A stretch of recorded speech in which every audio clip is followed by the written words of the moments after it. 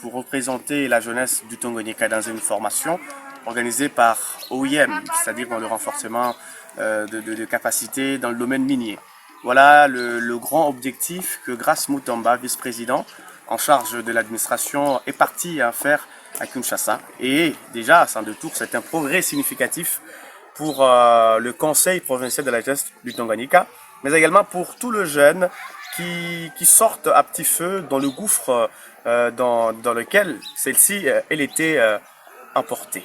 Et la grande question aussi qu'il faut saluer, c'est la transparence et le non-égoïsme prôné par le président, Maître Trésor, parce que c'est bien lui d'ailleurs qui devrait être aujourd'hui à Kinshasa. Mais voyez-vous, il a voulu qu'il soit représenté par son vice-président. Et ça donne déjà de la bonne volonté et aussi une collaboration franche qui doit aussi servir d'exemple à toutes les structures pour un progrès magistral pour l'avenir, bien sûr, de cette province. Avant que vous ne soyez quelque part ou un travail quelconque, mais faudra-t-il d'abord que vous soyez formé. Alors, la formation que va recevoir Grace Mutamba dans ce domaine-là sera bénéfique à tous les jeunes parce qu'il y aura ce qu'on appelle une restitution. Alors, quand les jeunes vont savoir les méandres dans ce domaine-là, ça sera très facile de concevoir des projets pour être bénéficiaires des financements. Donc, c'est dans ce cadre-là que cet atelier aura de l'impact positif au sein de la jeunesse du Tanganyika. Conseil qui regorge alors plusieurs structures. Ce n'est pas une structure des hommes roués à la rue. Non, c'est une structure de gens qui travaillent. C'est-à-dire qu'on n'est pas là pour recevoir le don de n'importe qui. Au-delà, bien sûr, de recevoir d'abord de dons, nous sommes des intellectuels et nous travaillons. Donc, nous avons travaillé, nous avons conçu des projets que nous avons envoyés à des différents partenaires. Alors, comme le projet là que nous avons conçu a attiré l'attention de l'OIM, nous avons été invités pour en parler plus en présentiel. Et les projets à plus, c'est ainsi que, comme c'est la jeunesse toujours qui gagne, comme c'est la jeunesse, disons, le pilier, salvataire du pays ou de la province, nous avons été acceptés. Alors, c'est ainsi que la jeunesse a gagné ses marchés, a gagné ses partenariats. Et aujourd'hui, ça produit déjà des fruits.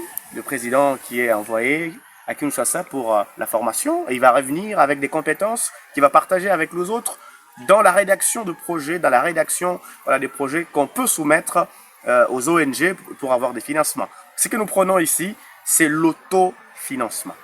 Donc, il ne faudrait pas que le jeune dépende nécessairement de la politique. Il ne faudrait pas que le jeune dépende nécessairement des dons, des legs, non. Mais il faut que la jeunesse puisse dépendre d'elle-même en réfléchissant. Une doctrine que le Conseil provincial de la jeunesse, par son président, Maître Trésor Mukonga, est en train d'inspirer à tous les jeunes de la province de Tanganyika. Quand vous parlez de minerais, mais il faut savoir comment les exploiter. C'est pas comme des cacahuètes que tu peux aller facilement griller. D'abord, il faut avoir une formation, être suffisamment formé pour exploiter. Et donc, si parfois ces minerais ne sont pas profitables à la population, mais faudra-t-il que d'abord la population puisse s'impliquer, cas de la jeunesse.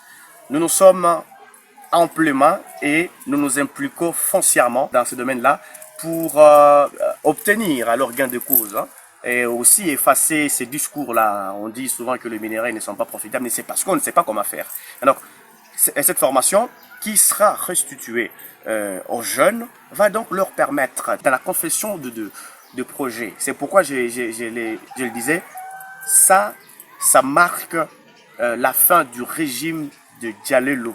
Ça marque la fin du régime de ceux-là qui restent toujours derrière les autres. Mais ça marque alors, du point de vue positif, un tournant décisif où les jeunes eux-mêmes doivent réfléchir pour gagner.